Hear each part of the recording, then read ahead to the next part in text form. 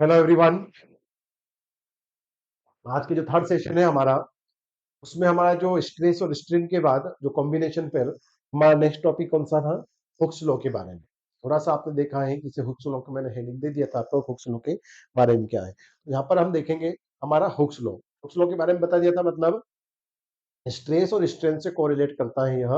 तो हुक नाम के जो साइंटिस्ट थे, उन्होंने इसके बारे में स्ट्रेस और स्ट्रेन के बीच में एक रिलेशन स्टैब्लिश किया था, इसलिए उसको हुक्स लॉ बोला गया है। सबसे पहला जो टॉपिक है हमारा आज का वो कौन सा रहेगा? Hooke's law.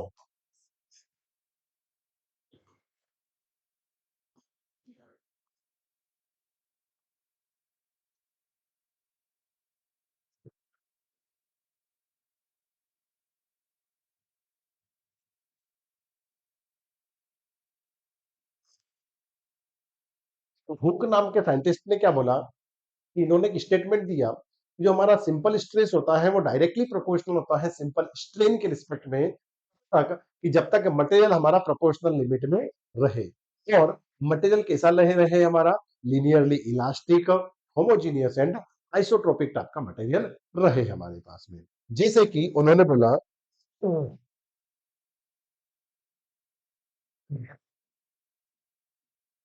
इन्होंने स्टेटमेंट दिया कि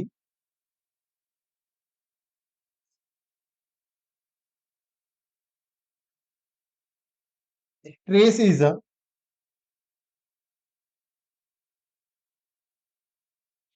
directly proportional to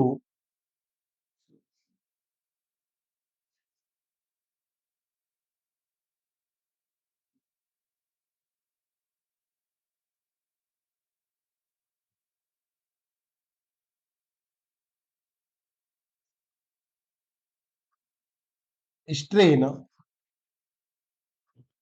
with in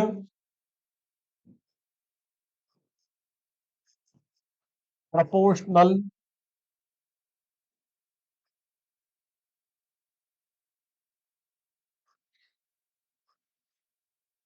limit of the material.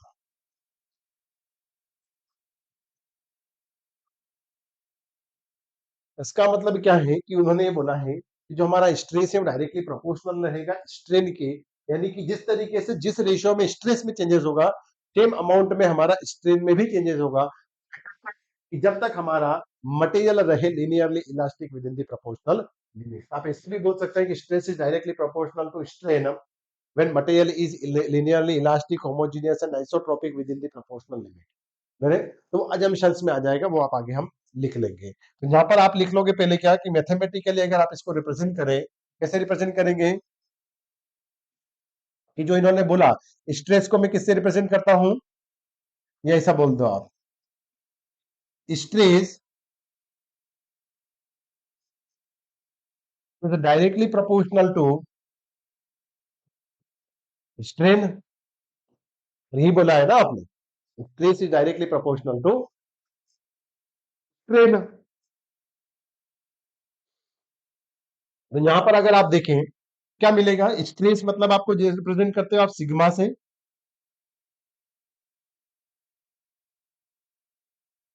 और स्ट्रेन को रिप्रेजेंट करते हो आप एप्सिलॉन से।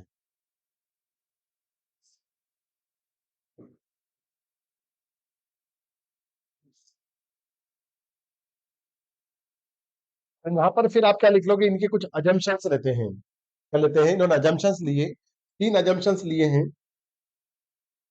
अजम्पशंस की मतलब ये वाला वैलिड कब है, तो उन्होंने बोला कि मेरा मटेरियल ऐसा होना चाहिए, ऐसा होना चाहिए, तो वो यहाँ पर आपने लिख दिया है, इन्होंने माना था, किसने? हुक नाम के साइंटिस्ट ने। जो अजम्पशंस लिख लेंगे, पहला अजम्पशंस तो आप जो आपका था वो क्या था? मटेरियल शुड बी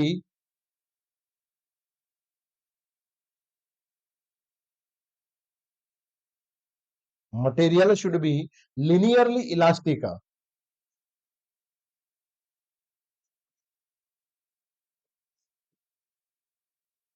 मतलब मटेरियल में कैसी प्रॉपर्टी हो हमारी? इलास्टिक नेचर में। और इलास्टिक का मतलब क्या है कि material can regain their shape after removing the load। मतलब मटेरियल हमारा डिफॉर्म हो रहा है अगर लोडिंग अप्लाई करने पर, तो लोडिंग हटाने पर वापस वो अपना ओरिजिनल शेप में आ जाए, इस टाइप की प्रॉपर्टी को हम बोलते हैं कि इलास्टिक मटेरियल है वो हमारा। फिर क्या बोला आपने?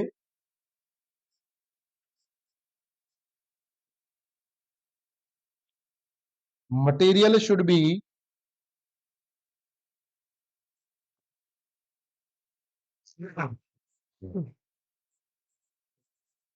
होमोजीनियस।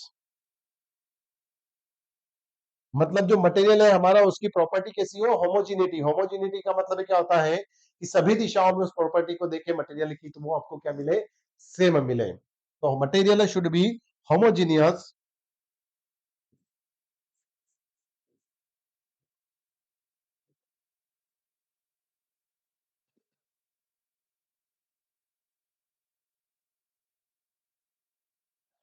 Sorry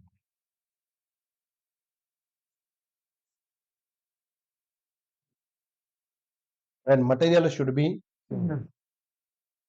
isotropic.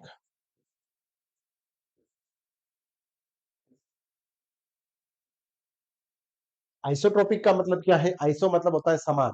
यहाँ पर भी समान कैसा हो कि थ्रू आउट पूरे दिशाओं में उसमें देखें तो सभी जगह हमारी प्रॉपर्टीज क्या हो? समान हो। और होमोजीनियस मतलब क्या हो? ऑल डायरेक्शंस में उसकी प्रॉपर्टीज समान हो।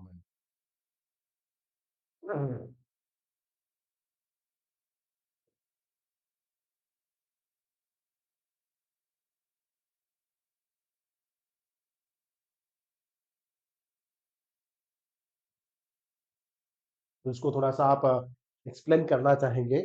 उसको थोड़ा सा हम एक्सप्लेन कर देते हैं। लीनियरली इलास्टिक का मतलब क्या होता है, ताकि एग्जाम में कभी आ जाए तो आप इसको डीपली क्या बता सकें, एक्सप्लेन कर पाए। क्या बोलेंगे आप कि लीनियरली इलास्टिक का मतलब क्या होता है?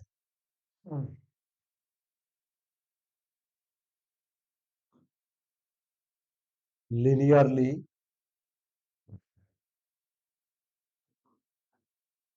Elastic material.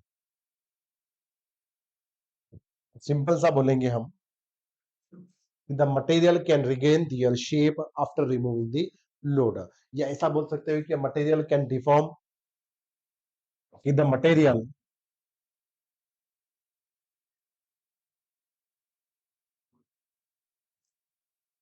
Can deform, the material can deform when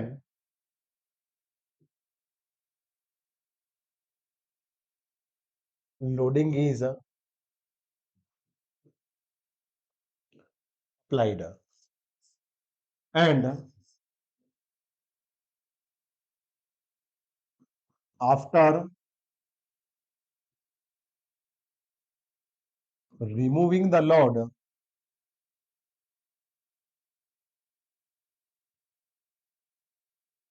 the material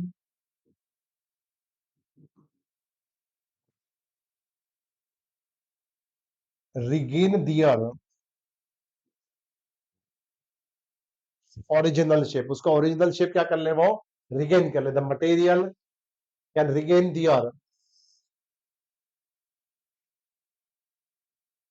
original shape। That type of property of material is called the elastic nature, elasticity of property material। Similarly अगर आपसे पूछे हम कि होमोजीनियस का मतलब क्या होता है, कि होमोजीनियस मटेरियल किसको बोलते हैं? होमोजीनियस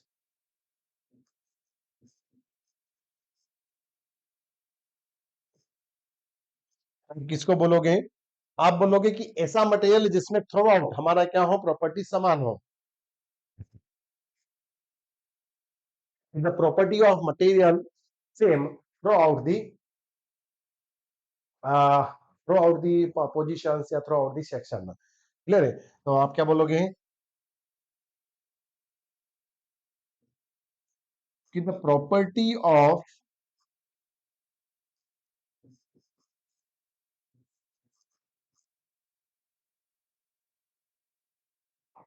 मटेरियल सेम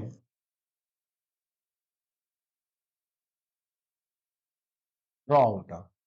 तो फिर आइसोट्रोपिक का मतलब क्या हुआ, तो आप बताओगे कि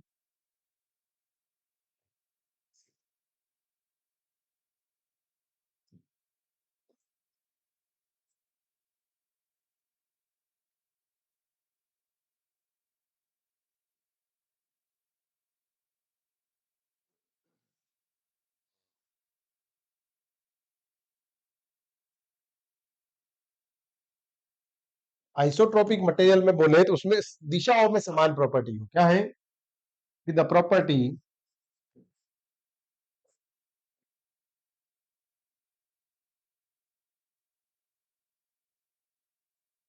of the material should be same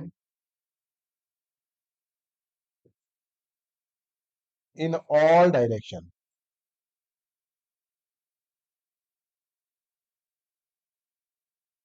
इसको जैसे आप ऐसे समझो, जैसे मान लो ये कोई एक्सिस है हमारे,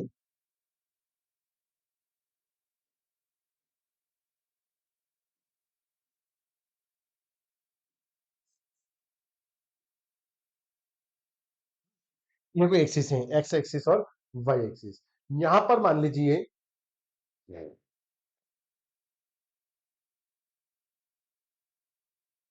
ये मटेरियल है,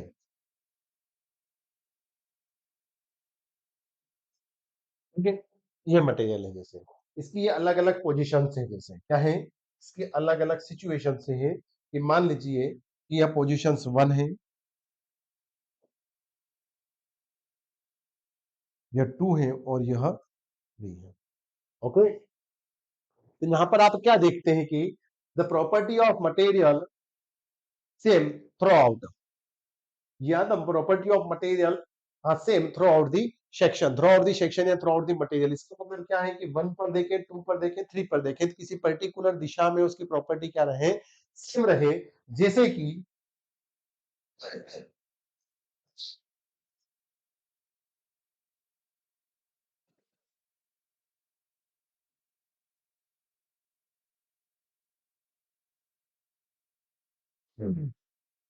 जैसे कि आप बोल दो इसको, ये कोई x1 है, थोड़ा दूर दूर ले लेता हूं, है ना।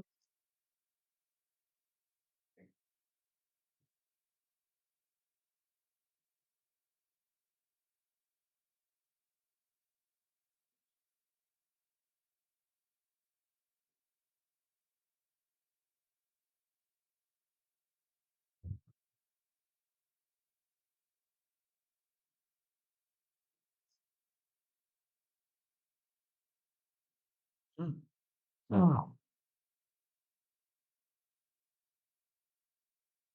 इसको 3 हो गया।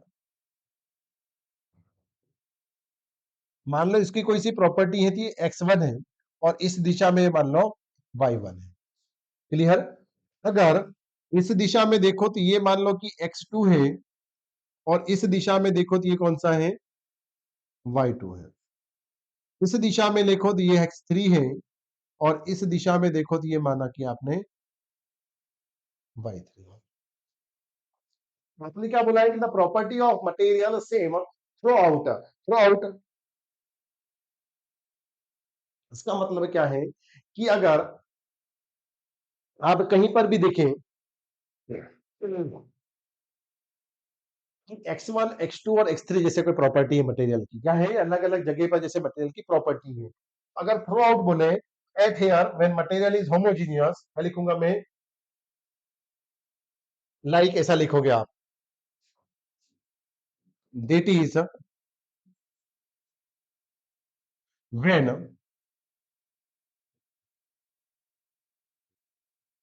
Material is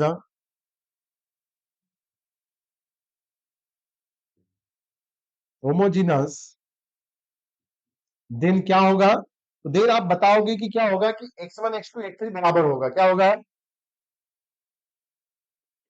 x1 x2 x3 are equal, similarly y1 y2 और y3 आर इक्वल। बट ये जरूरी नहीं है कि x1 बराबर y1 होगा, x2 बराबर y2 होगा, या x3 बराबर y3 होगा, क्योंकि मैंने थ्रू आउट बोला है कि जिस दिशा में जाऊं या जिधर भी जाऊं तो वहां पर समान प्रॉपर्टी मिले। मैं आगे आगे बढ़ता जाऊं तो ऐसा नहीं कि मेरे स्टील की प्रॉपर्टी क्या होती जाए, चेंजेस होती जाए। जैसे स्टील का टुकड़ा मेरा 10 मीटर का है, तो हर एक मीटर पर आप उसकी प्रॉपर्टी देखें, पूरी लेंथ वाइज सेम मिले प्रॉपर्टी उसकी। ऐसा नहीं कि जैसे स्टील का टुकड़ा है आपके पास में यह, और इस स्टील के टुकड़े में आप देखें तो यहाँ पर अलग प्रॉपर्टी दिख रही है, यहाँ पर अलग प्रॉपर्टी दिख रही है, ऐसा नहीं हो।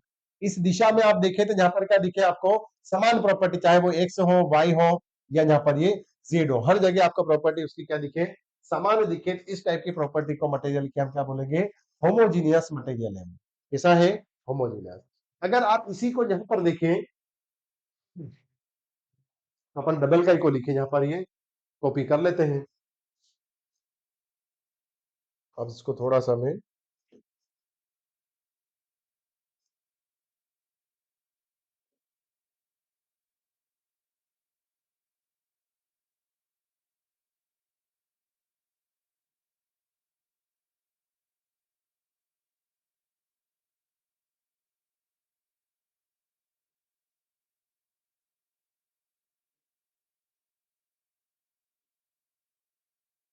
ये वाली वापस ले लेते हैं।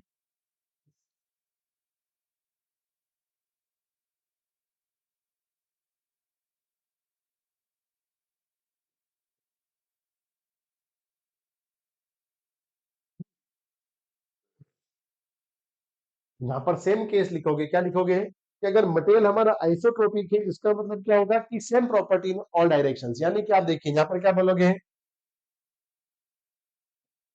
That is when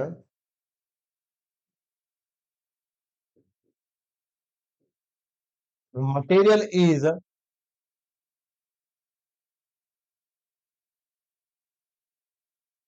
isotropic,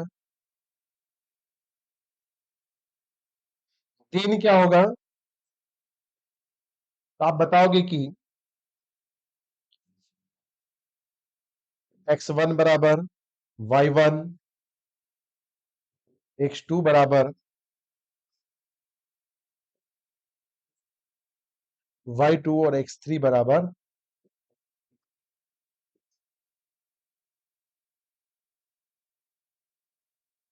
y3। मतलब इसलिए समझाया मैंने क्योंकि एग्जाम में क्या होता है कि यार भी समझता है, होता है कि अगर होमोजीनियस बोलते हैं इसका मतलब भी प्रॉपर्टी सेम होना है, और आइसोट्रोपिक बोल दिया इसका मतलब भी प्रॉपर्टी सेम होना है। फिर दोनों प्रॉपर्टी बार बार क्यों लिखी, होमोजीनियस और आइसोट्रोपिक होना चाहिए, सिर्फ होमोजीनियस लिख देते या फिर आइसोट्रोपिक लिख देते, तो नहीं। आपने क्या बोला आपने कि अब किसी भी दिशाओं में देखे पर्टिकुलर लोकेशंस पर, तो वहां पर आपकी प्रॉपर्टी क्या होगी, सेम होगी। आपने भी बोला है कि जैसे x1 देखो, y1 देखो, ये दोनों की प्रॉपर्टी तीनों दिशाओं में देखो प्रॉपर्टी सेम मिलेगी। x2 y3 y2 देखी थी प्रॉपर्टी थी, पर ये जरूरी नहीं कि x1 और x2 बराबर होगा आइसोट्रोपिक में, है ना, वो होमोजीनियस में। यहाँ पर क्या होगा, सेम दिशाओं में, मतलब सेम दिशाओं मतलब सेम लोकेशंस पर किसी भी दिशाओं में देखो तो सभी जगह प्रॉपर्टी आपको सेम मिले। इसलिए अगर मैं ऐसा बोल दूं कि होमोजीनियस और आइसोट्रोपिक है, इसका मतलब क्या है कि x1 x2 x3 भी बराबर होगा, y1 y2 और ये भी बराबर होगा, और ये भी वापस एक दूसरे के बराबर, यानी कि x1 x2 x3 और y1 y2 सभी एक दूसरे के बराबर होगा, यानी कि पूरी 6 प्रॉपर्टी एक समान होगी। अगर एग्जाम्पल में देखें यहाँ पर तो ओके। और ये इसकी वैल्यू ना समझ लें, ये वैल्यू वैल्यू क्या है, ये लोकेशंस बता रहे हैं। मटेरियल 1 2 3 क्या है, इसकी लोकेशंस है, इसलिए कि 3 मटेरियल लिए हमने, मटेरियल एक ही है, इसकी लोकेशंस बताइए आपने। लोकेशंस कैसे, जैसे मैंने बताई थी ना, जैसे रोड है, यहाँ पर देखो, यहाँ पर देखो, यहाँ पर देखो, तो सब जगह क्या दिखी, उसकी प्रॉपर्टी समान दिखी। ओके, क्लियर है आपको।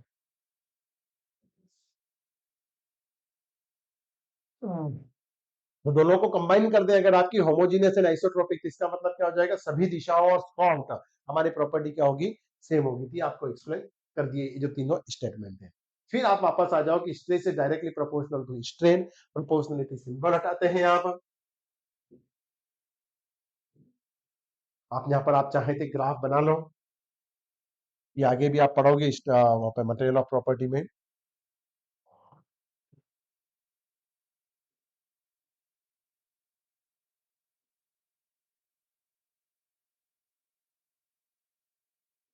कैसे,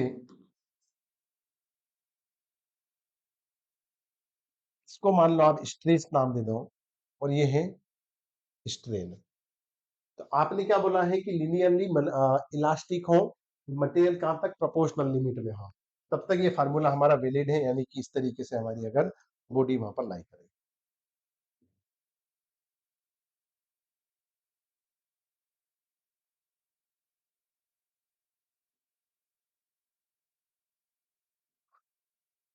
यहाँ तक ये हमारा क्या है, प्रोपोर्शनलिटी लिमिट कहलाती है। इसके बाद अगर आप देखें तो ये मान ले लीजिए कि कुछ हमारा मटेरियल ऐसा हो गया,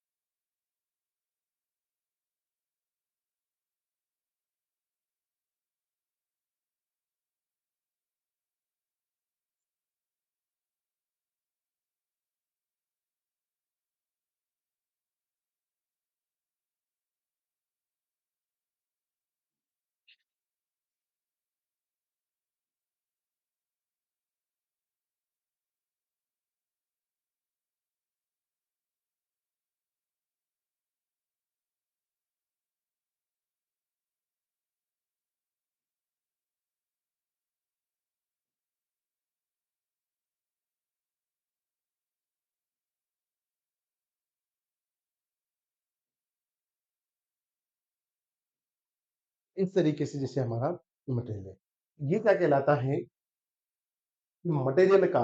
ये यहाँ पर देखो कर्व थोड़ा सा क्या हुआ है, चेंज हुआ है। अगर आप चाहें तो यहाँ पर ये इसका साइन चेंज कर सकते हैं थोड़ा सा, ताकि आपको ये अब थोड़ा सा विजिबल होगा। ओके, तो मटेरियल में अगर आप प्रॉपर्टीज देखें उसकी, तो जैसे अगर इस जीरो से ए तक देखें आप, ये ए, तो जहां तक मटेरियल हमारा लिनियरली इलास्टिक भी है और प्रोपोर्शनल लिमिट, मतलब ये रेशो या इसका एंगल देखें ना तो सेम बन रहा है। बट अगर आप इस ए से बी तक जाए तो हमारा मटेरियल क्या रहा, लिनियरली इलास्टिक नहीं रहा। ये फिर इसमें upper yielding point, lower yielding point, plastic region, और ये हमारा अल्टीमेट स्ट्रेंथ पॉइंट और ये फ्रैक्चर रीजन आ चुका है। क्लियर? तो ये तो आप यहां पर आगे पढ़ लोगे। ये क्या है,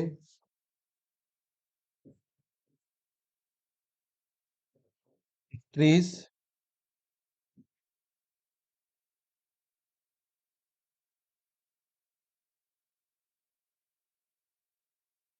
इसके लिए,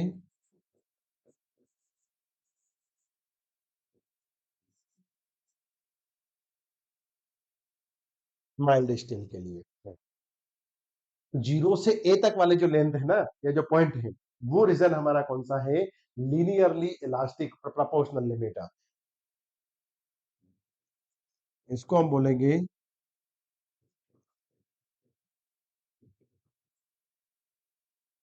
प्रोपोर्शनल लिमिट। तो यहीं तक आपका ये वैलिड रहेगा, आप ऐसा बोल रहे हो। ओके, अब इसको हम बोलते हैं स्लोप। जिसे ओ से ए जो है, ये क्या कहलाता है, स्लोप। इसका एंगल देखे तो आप यहाँ पर एंगल देखें तो भी थीटा निकलेगा, यहाँ पर देखें तो भी थीटा निकलेगा, यहाँ पर देखें, यहाँ पर देखें, सब जगह एंगल हमारे क्या निकलेंगे, थीटा ही निकलेंगे, यानी कि वह सेम रेशियो को यहाँ पर वो अप्लाई करेगा। बट आप ए से बी से देखें तो इनके बीच में क्या थोड़ा सा कर्वेचर आ चुका है, जिसके कारण इसका एंगल डिस्टर्ब हो चुका है। तो मटेरियल हमारा प्रोपोर्शनलिटी में न रहते हुए वो डिस्टर्ब हो चुका है, कर्वेचर में आ चुका है। क्लियर है? तो होता क्या तक है, तब तक कि मटेरियल हमारा प्रोपोर्शनल रहे। और इसका मतलब क्या होता है प्रोपोर्शनल का, तो ये समझे आप कि जैसे छोटा सा एक एग्जांपल ले लो आप फटाफट। जैसे आपने जैसे स्ट्रेस बनाया कि 10 किलो न्यूटन पर एमएम या पर मीटर स्क्वायर का आपने फोर्स दिया, कितना, 10 किलो न्यूटन पर मीटर स्क्वायर का आपने स्ट्रेस दिया, और उसके कारण जो डिफॉर्मेशन आया वो मान लीजिए कि कितना आया, 1 mm का आया, या 1 mm पर यूनिट लेंथ आया। ठीक है नहीं? फिर इसी फोर्स को आपने या स्ट्रेस को बढ़ाकर इसको 10 से 20 कर दिया, ये 20 कर दिया, उसके कारण जो डिफॉर्मेशन आया वो मान लीजिए कि 2 आया, 2 mm का। फिर 30 कर दिया आपने, तो वो डिफॉर्मेशन आपका आया मान लीजिए कि कितना, 3। और 40 कर दिया तो वो कितना आया, तो वो आपने बोल दिया कितना आया, 4 आया। बट जैसे ही आपने उसको 50 किया मान लो, तो डिफॉर्मेशन आपका 5 होने की बजाय मान लो वो 6 हो गया या फिर 7 हो गया। यहाँ पर क्या देखते हैं या क्या पाते हैं कि 10, 1, 20, 2, 30, 3, इनका रेशियो निकाले तो क्या निकलेगा, सेम निकलेगा ना। देखो 10/1 करो या 20/2 करो, 3/3 और यहाँ तक 40/4 करो, इन सभी का रेशियो कितना बनेगा, 10/1। इसको काटेंगे तो भी 10/1, इसका भी 10/1, सभी का तो रेशियो क्या मिल रहा है, सेम। पर जैसे ही 50/7 करेंगे तो रेशियो क्या हुआ, डिस्टर्ब हुआ ना, यानी कि प्रोपोर्शनल में नहीं रहा। चले, पर हो सकता है कि इलास्टिक में हो। इलास्टिक का मतलब क्या होता है,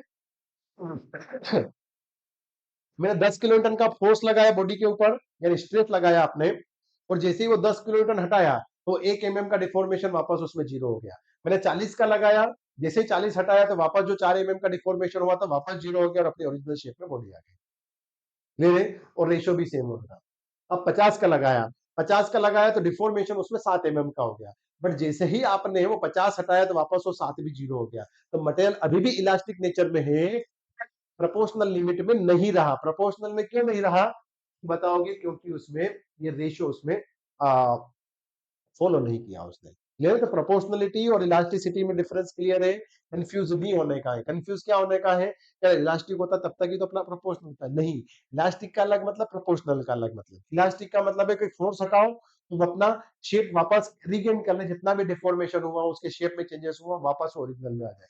प्रोपोर्शनल का मतलब क्या है कि पीछे वाले सेम रेशियो को फॉलो करते हुए वो आगे बढ़ता रहे, का वो रेशियो कहलाता है प्रोपोर्शनलिटी लिमिट। एक्सट्रीम लिमिट क्या कहलाती है, उसकी प्रोपोर्शनल लिमिट। इसके आगे अगर फोर्स लगाया, इसके इस लिमिट से आगे अगर स्ट्रेस बढ़ाया तो हो सकता है कि मटेरियल मेरा इलास्टिक नेचर में रहे और वो प्रोपोर्शनलिटी नेचर में नहीं रहेगा, तो वो लिमिट कहलाती है उसकी प्रोपोर्शन लिमिट। ही बता रहा है ना वो प्रोपोर्शनलिटी लिमिट। इसका मतलब क्या है कि वो इस लिमिट से आगे नहीं निकल पाएगा।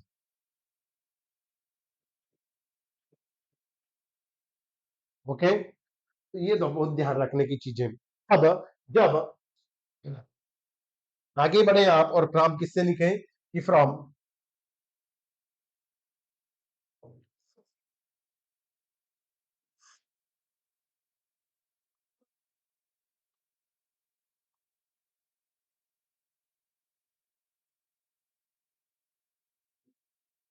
चलो तो क्या बोला हुक्स ने, stress is directly proportional to strain when proportionality symbol is remove, then यहां पर एक इलास्टिक कांस्टेंट आता है जिसको हम बोलते हैं मॉडुलस ऑफ इलास्टिसिटी।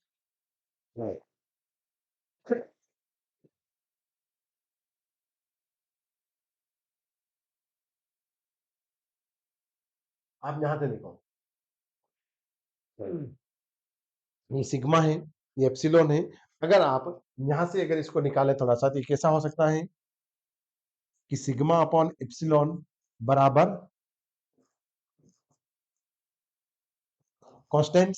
और कांस्टेंट का मतलब क्या हो जाएगा कि अगर आपने कोई यहां पर फोर्स लगाया या स्ट्रेस लगाया और ये सेम रेशो को फॉलो अप करते हुए या प्रोपोर्शनल लिमिट में है, तो इनका जो एंगल रहेगा या जो स्लोप रहेगा, ये क्या कहलाता है, ये जो स्लोप ओ से ए तक के स्लोप ही है ना, ये स्लोप क्या रहेगा मेरा, कांस्टेंट रहेगा। इसी कांस्टेंट स्लोप को रिप्रेजेंट करने के लिए हमारे पास में क्या आता है, जिसको हमने नाम दिया है modulus of elasticity.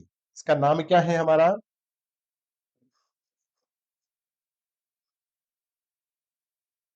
Modulus of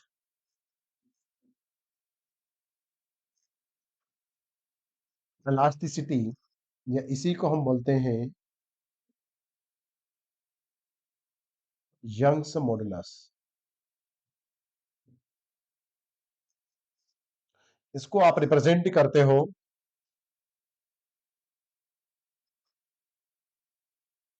strain, और इसको आप रिप्रेजेंट करते हो स्ट्रेस के फॉर्म में। लेट अस कंसिडर दैट, क्या कंसिडर किया आपने, तो आपने बोला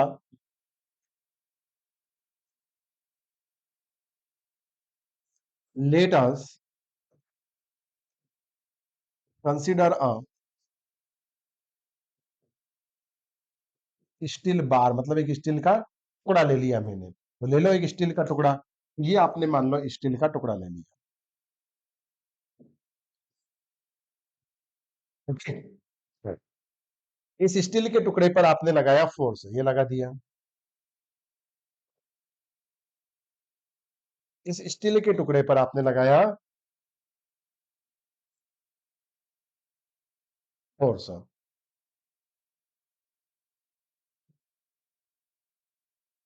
इस फोर्स के कारण इसमें कुछ मान लीजिए कि डिफॉर्मेशन हुआ। क्या हुआ? डिफॉर्मेशन। और इसकी लेंथ लेंथ वगैरह में कुछ चेंजेस आया।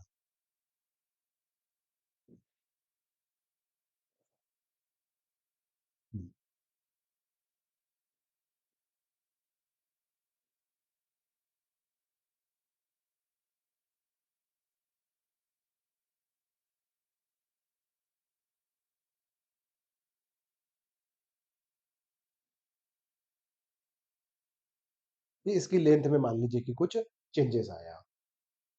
तो कितना चेंजेस आया तो आपने बता दिया कि माना कि सॉरी,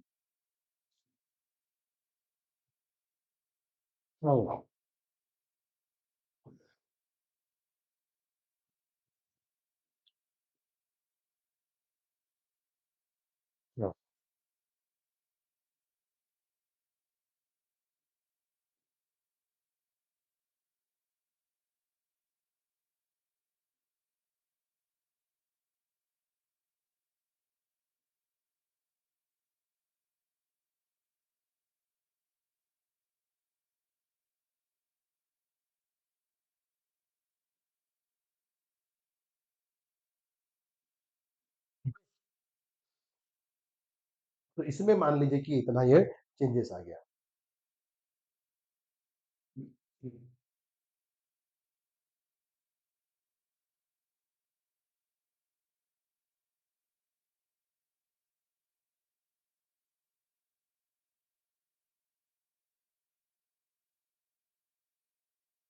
ओके, इसकी जो लेंथ है वो आपने मान लिया एल थी, तो चेंजेस कितना आया? जैसे मान लीजिए कि डेल्टा एल, डेल्टा एल इधर भी आ जाएगा। ओके, इसका जो क्रॉस सेक्शनल एरिया है, एरिया मान लो इसका क्रॉस सेक्शनल एरिया बराबर ए। प्रॉपर्टी ऑफ मटेरियल ये मान लिया आपने क्या है? E। ओके, ये प्रॉपर्टी ऑफ मटेरियल। अगर आप इस फार्मूले से कोरिलेट करना चाहे तो आप क्या बोलोगे कि एज वी नो दैट, हम जानते हैं कि क्या जानने लग गए हो, तो हम जानते हैं कि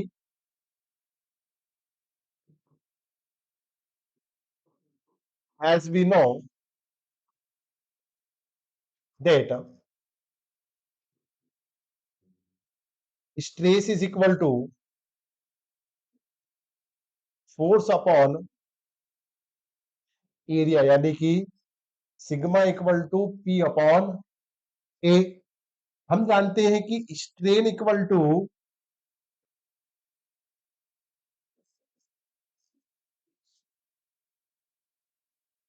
change in dimension whole upon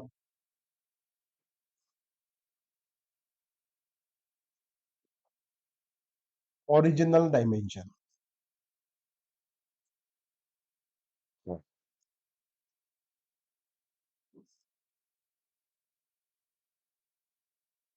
आप क्या बोलोगे? स्ट्रेन को चेंज इन डायमेंशन यानी कि delta L upon original dimension, जहां पर कितनी हो जाएगी? एल। ओके, इसको नाम दे दो आपको इसी इक्वेशन नंबर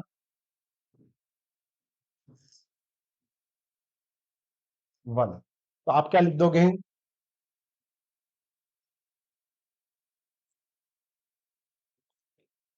फ्रॉम इक्वेशन 1। अगर इक्वेशन 1 से बात करें आप, तो क्या देखने को मिलेगा? सिग्मा की वैल्यू कांस्टेंट है और एप्सिलॉन की वैल्यू आप यहाँ पर कर देंगे। देखते हैं हम। इक्वेशन ए बोलती है आपको sigma equal to E into epsilon, तो सिग्मा की वैल्यू आपने बताई पी अपॉन ए। ई तो ई है और एप्सिलॉन की वैल्यू है आपके पास में डेल्टा एल अपॉन एल। अगर आप यहां पर डिफॉर्मेशन बताना चाहें, when we want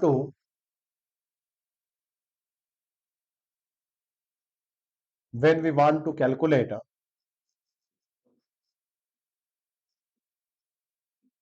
deformation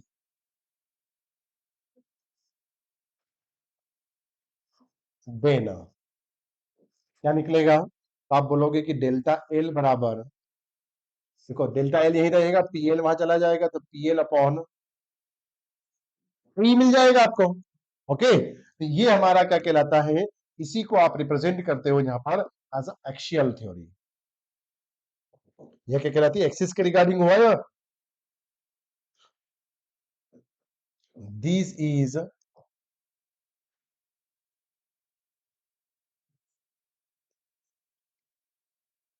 axial theory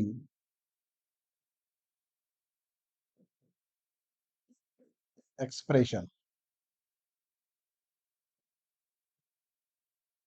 calculating the deformation of linear members. तो ये भी क्लियर है।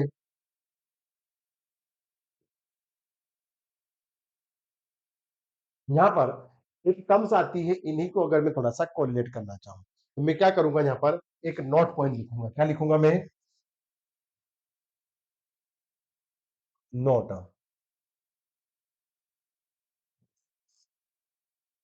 नोट में क्या लिखोगे आप?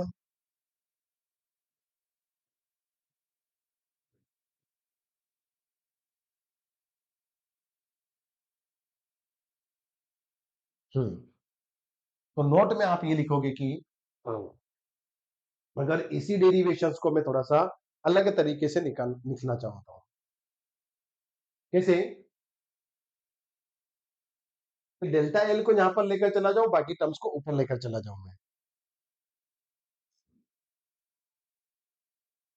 जैसे जैसे आप यहां पर इसको नाम दे दे कोई सी equation number,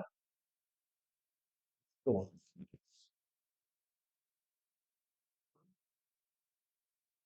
when we arrange the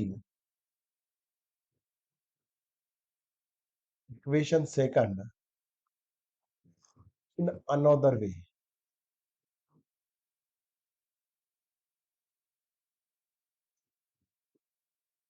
like कैसे?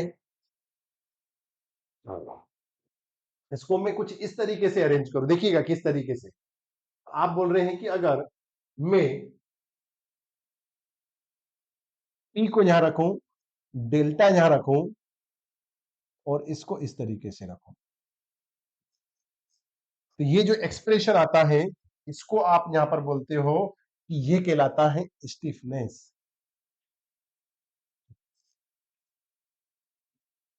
अब स्टिफनेस से क्या होता है कि फोर्स, देखो इसको डिफाइन करें, फोर्स रिक्वायर्ड फॉर डिफॉर्मेशन, इसका unit deformation when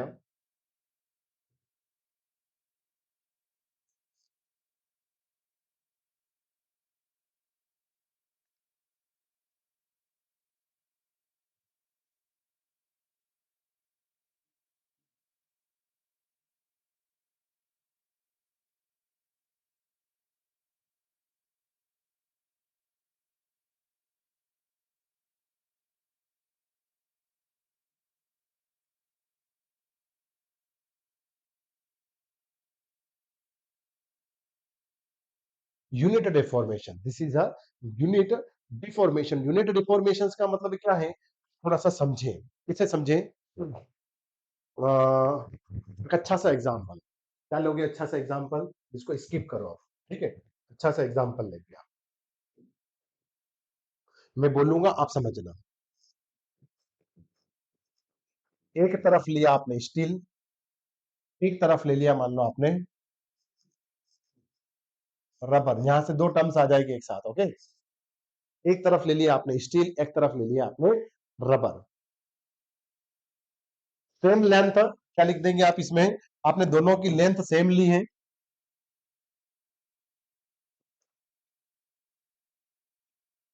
same length, width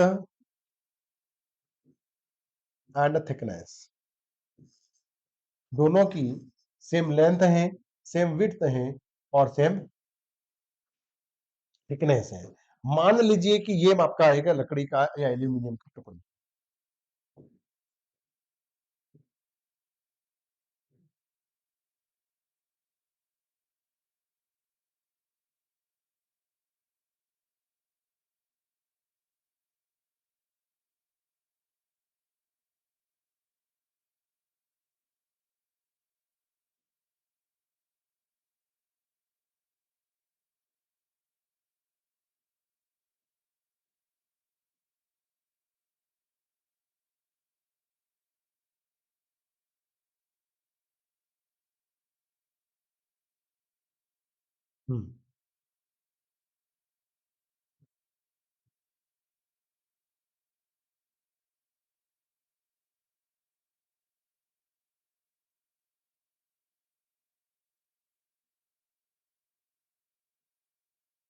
ये सेम, ठीक है, एक रबर है और एक हमारा steel.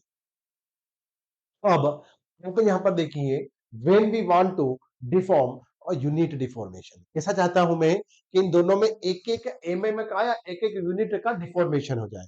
When we want to unit deformation, when we want to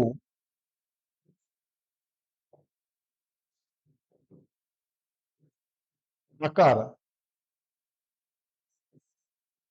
the unit deformation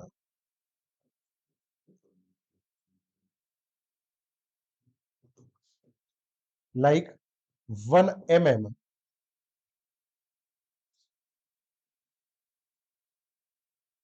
in both the material. So to deform the 1 mm,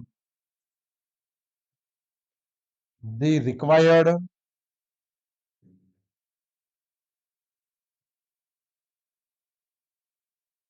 force, the required force is the same or not. बताइए इसमें क्या बताएंगे आप कि अगर मैं ये चाहता हूं कि इन दोनों में एक एक एमएम का डिफॉर्मेशन हो जाए, बताइए कि इन दोनों में जो लगने वाला फोर्स होगा, एक एक एमएम लगाने के लिए आपको क्या करना पड़ेगा, इनको डिफॉर्म करने के लिए आपको फोर्स लगाना पड़ेगा। जो फोर्स लगाऊंगा मैं, वो दोनों में फोर्स समान होगा या फिर अलग अलग होगा।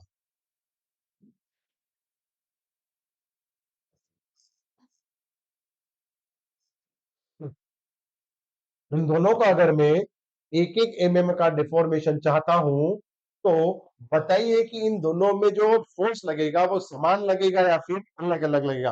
आप तुरंत बोलोगे भैया, क्या बोलोगे कि इसको एक एमएम डिफॉर्म करना है तो बहुत जल्दी हो जाएगा, इसको एक एमएम डिफॉर्म करना है थोड़ा सा ज्यादा फोर्स लग पा सकता है या बहुत ज्यादा फोर्स लगेगा। क्लियर है? आप रबर को एक एमएम को खींचो तो नॉर्मल फोर्स में हो जाएगा काम हमारा। यानी उसी टुकड़े को लोहे का बना दिया जाए, उस लोहे को अगर आप एक एमएम डिफॉर्म करना चाहें तो आप क्या बोलोगे कि ज्यादा फोर्स लगेगा। क्लियर है? तो यहाँ पर माइंड में क्या बैठा कि सेम डिफॉर्मेशन चाहिए आपको अलग अलग मटेरियल में, तो वहां पर क्या दिखने को मिल रहा है कि फोर्स अलग अलग लगता है। किसके हिसाब से अलग अलग लगा, तो फिर मैंने देखा कि जो रबर था मेरा वो थोड़ा सा फ्लेक्सिबल टाइप का था या फिर थोड़ा सा कम स्टिफ था। हार्ड कम था ना, जो स्टील था मेरा वो थोड़ा सा ज्यादा स्टिफ था या हार्ड था। किसके कंपैरिजन में? एक दूसरे के कंपैरिजन में। आप देखो, तुलना करता हूं मैं, आप अच्छे हो कि खराब हो, किसकी कंपैरिजन में तुलना करते हैं? जब आपके पास में कोई उसके रिलेटेड कोई दूसरा बंदा खड़ा हो या हो।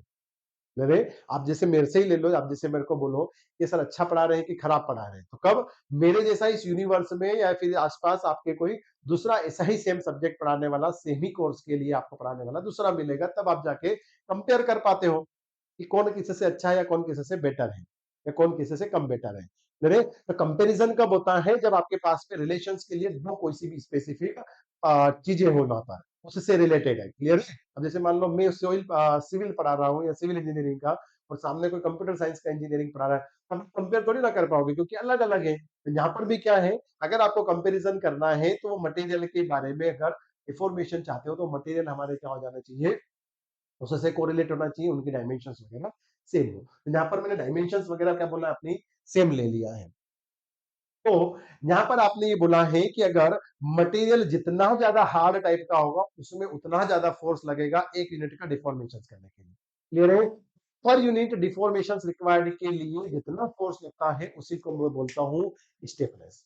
क्या बोलते हैं आप उसको? उस बॉडी का स्टिफनेस कितना है। तो अब बताओ, स्टील का ज्यादा स्टिफनेस होगा कि रबर का? आप क्या बोलोगे कि force required for unit deformation for steel is more as compared to rubber, and similarly the stiffness of rubber is very less as compared to steel। Comparison की बात आए, ओके, तो एक दूसरे से कोरिलेशंस में। क्लियर है? तो आप यहां पर ये लिखोगे, when we want to occur the unit deformation in both the material, so deform to deform the 1 mm, या ऐसा लिख सकते हैं that is to deform, ऐसा लिख दो यहां पर।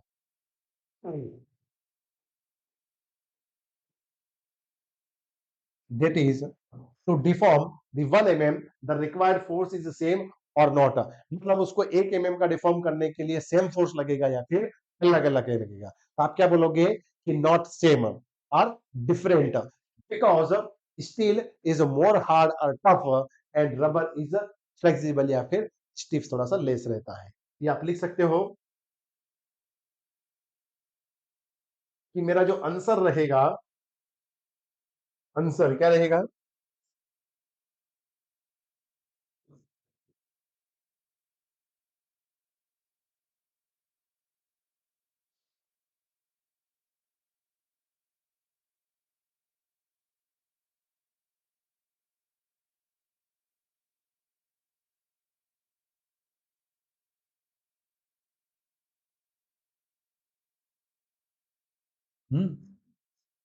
ऐसा लिखना। आप आंसर में क्या लिखोगे?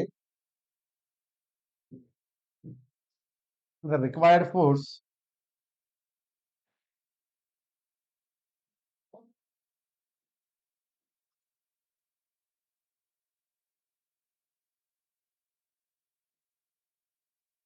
required force for unit deformation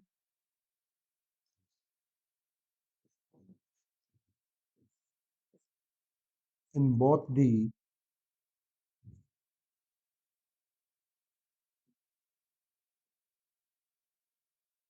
material are not same, are not same। It's a different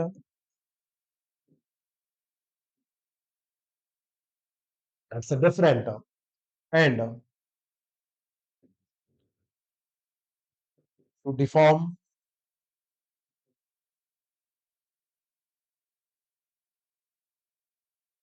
the rubber as 1 mm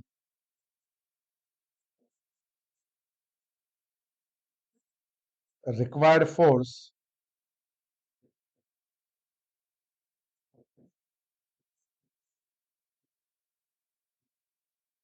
is very less than to deform very less than to deform the steel as 1 mm, because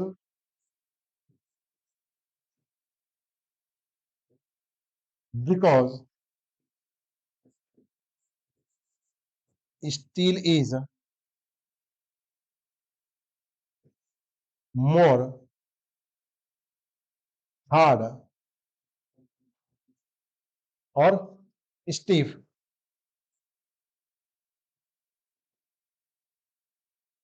than rubber, then rubber, and that type of property is called, type of property is called, क्या बोलते हैं हम इसको, stiffness of the material. क्या बोलते हैं आप इसको गाइस, हमारा स्टिफनेस ऑफ द मटेरियल। ये क्या कहलाएगा फिर हमारा, स्टिफनेस ऑफ द मटेरियल के, इसको हम क्या बोलेंगे,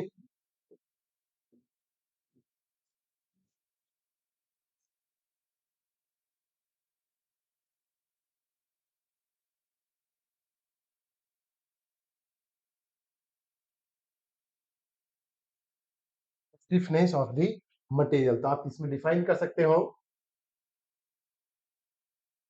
क्या लिखोगे,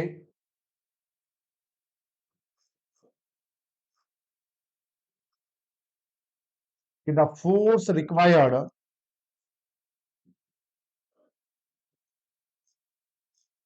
the force required for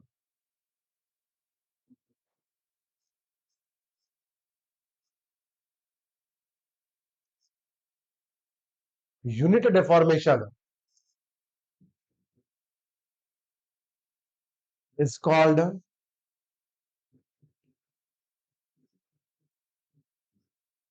stiffness of the material।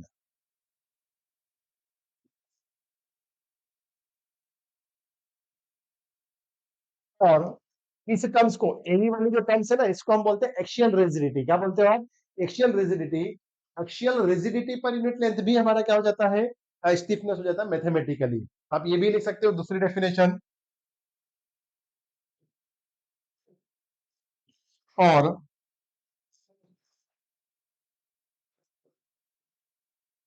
Axial stiffness या एक्सियल रिजिडिटी, ऐसा लिखो।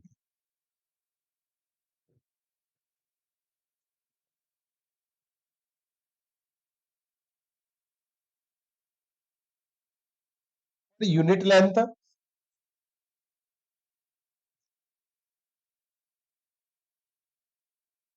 Is stiffness.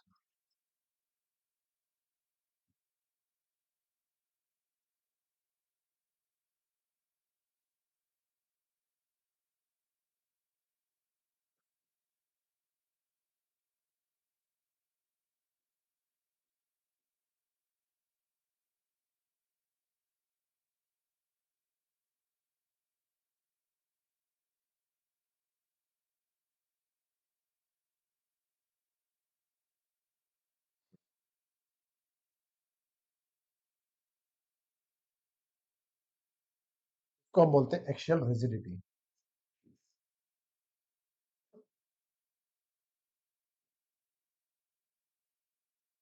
तो दोनों ही हमारा क्या कहलाता है, स्टिफनेस। ये भी आपको जानकारी में अच्छे से होना चाहिए।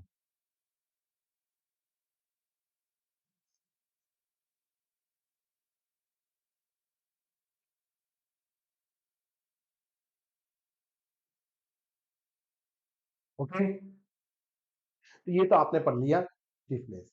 इसका ही उल्टा कर दो आप, अगर थोड़ा सा कंफ्यूज नहीं होना है, अगर आप इसको रिवर्स कर दो, रिवर्स मतलब डेल्टा एल को ऊपर कर दो और टी को अपॉन नीचे कर दो, एल अपॉन ई और वन अपॉन के हो जाएगा। तो इसको हम क्या बोल देंगे, उल्टा टर्म्स क्या आ जाएगा, देखो,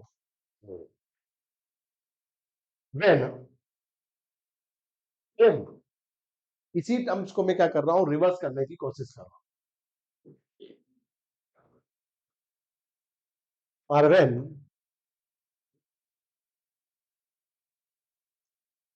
इसको इक्वेशन देखो,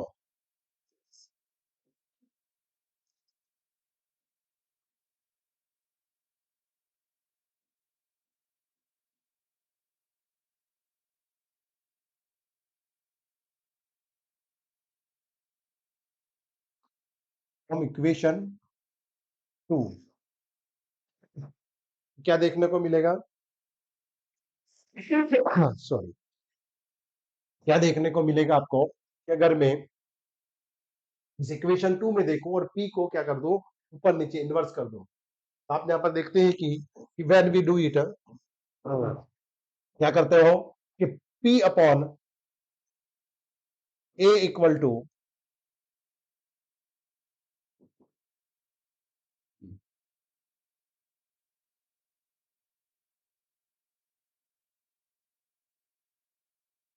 ये इक्वेशन है, इसको आपने क्या कर दिया है, रीअरेंज। कैसे है, डेल्टा एल को यहीं पर रखो और डेल्टा एल को ये रखा, पी यहां पर लेकर आ गए, ये क्या हो जाएगा, एल ऊपर चला जाएगा और ई अपॉन में आ जाएगा, यानी कि क्या हो जाएगा, एल अपॉन ए, यानी कि ये क्या हो गया,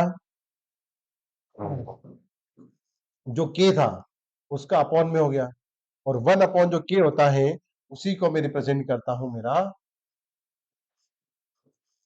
फ्लेक्सिबिलिटी।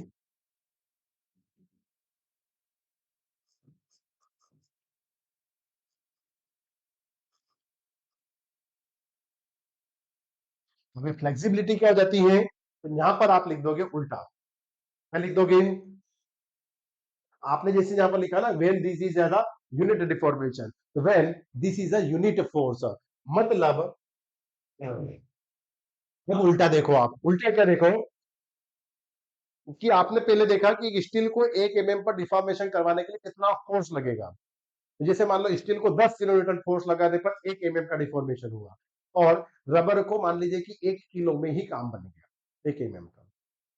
ओके, अब यहां पर उल्टा पढ़ते हैं हम, उल्टा कैसे, कि अगर मैं दोनों पर फोर्स सेम लगाऊं तो कौन कितना डिफॉर्म हो जाएगा, जैसे कि माना कि स्टील है वही, तो उस पर मान लो जी मैंने 1 किलो का फोर्स लगाया, तो वो कितना डिफॉर्म हुआ, और सेम वही 1 किलो मैंने किसके ऊपर डिफॉर्म लगाया, रबर के ऊपर, वो कितना लगाया हुआ। तो यहां पर आप देखो, स्टील पर मान लो मैंने 1 किलो का फोर्स लगाया, तो वो कुछ थोड़ा सा आगे बढ़ेगा तो उसमें डिफॉर्मेशन, और वही 1 किलो अगर मैंने रबर पर लगाया तो पता चला कि वो 2-3 mm का डिफॉर्म हो गया। क्लियर, तो यहां पर क्या पता चला, कि जो मटेरियल जितना फ्लेक्सिबल है, जितना सॉफ्ट है, वो उतना जल्दी क्या हो जाएगा, डिफॉर्म हो जाता है। मतलब सेम फोर्स पर रबर मेरा ज्यादा सॉफ्ट है तो ज्यादा डिफॉर्म हो रहा है, स्टील कम सॉफ्ट है तो वो हमारा क्या हो रहा है, कम। यहां पर जैसे स्टील की फ्लेक्सिबिलिटी क्या होगी, कम होगी कंपेयर टू रबर। तो यहां पर आप बता सकते हो, यहां पर हार्ड और सॉफ्टनेस का ऐसा लिख सकते हो कि स्टिफनेस डिफाइन दी हार्डनेस और फ्लेक्सिबिलिटी डिफाइन दी, यहां पर पहले लिख लो, when this is the unit force, that is क्या बोलोगे आप, दैट इज सेम वही डेफिनेशन जो आपने यहां पर लिखा है, क्या लिखोगे, that is deformation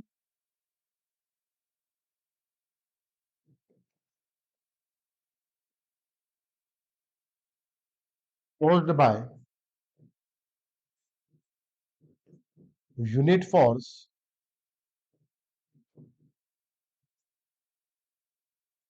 is called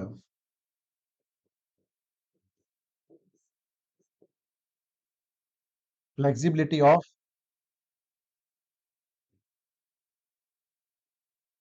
और यहां पर आप एक और चीज क्या देख सकते हो, कि फ्लेक्सिबिलिटी और स्टिफनेस क्या है, एक दूसरे के इनवर्स है। एक दूसरे के इनवर्स मतलब क्या हुआ, अगर मटेरियल कोई हार्ड है तो सॉफ्ट कम है, वो ज्यादा सॉफ्ट है तो वो हार्ड कम है, तो एक दूसरे का इनवर्स ही होगा ना यहाँ पर, अपोजिट, आपने यही तो बोला है। या फिर दूसरा क्या बोल दोगे,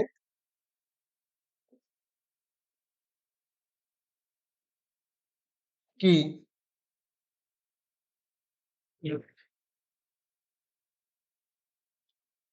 length per unit axial rigidity, axial rigidity यानी कि E is called as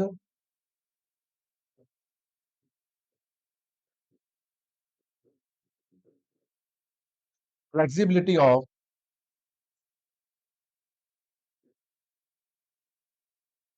material. Okay, तो यहां पर आप ये नोट में लिख सकते हो, साइड में क्या लिख सकते हो?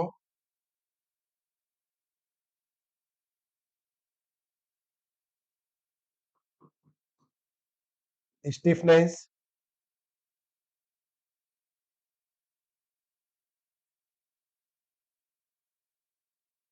Represents the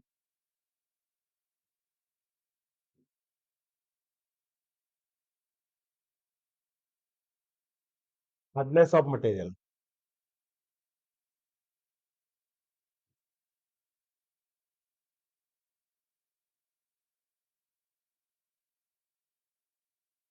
while flexibility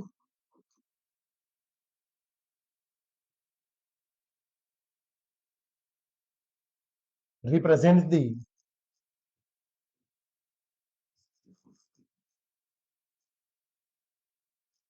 softness of material. Means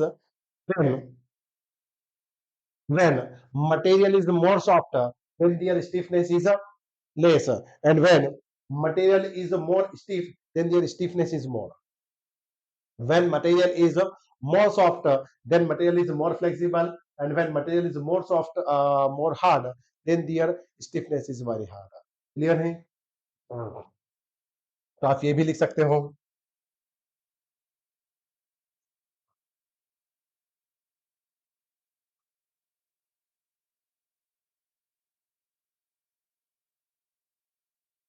That is that is when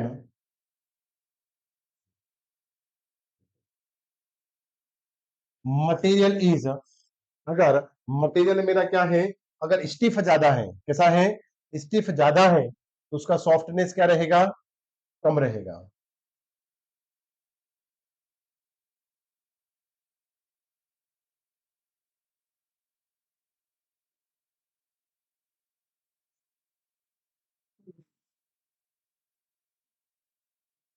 when material is more hard than their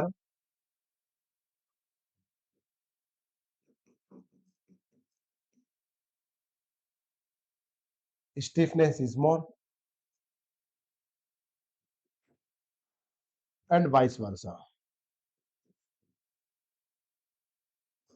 ये भी आपको इसकी जानकारी में बिल्कुल हो जाना चाहिए। ओके, ये एक इंपॉर्टेंट टॉपिक था जो आपने इस हुक्स लॉ में साथ साथ में इसको कवर अप कर लिया है। अब नेक्स्ट क्लास से जैसे हमारा पोइजंस रेशियो और इनके बीच में जो रिलेशनशिप है वो हम स्टैब्लिश करेंगे, और फिर इसके बाद हम कुछ क्वेश्चंस सॉल्व करेंगे। ओके, आज की क्लास को फिर हम यहीं पर ओवर करते हैं, नेक्स्ट सेशन से फिर नेक्स्ट फ्रेश टॉपिक हम स्टार्ट करेंगे। Okay, the class is over. Thank you to everyone.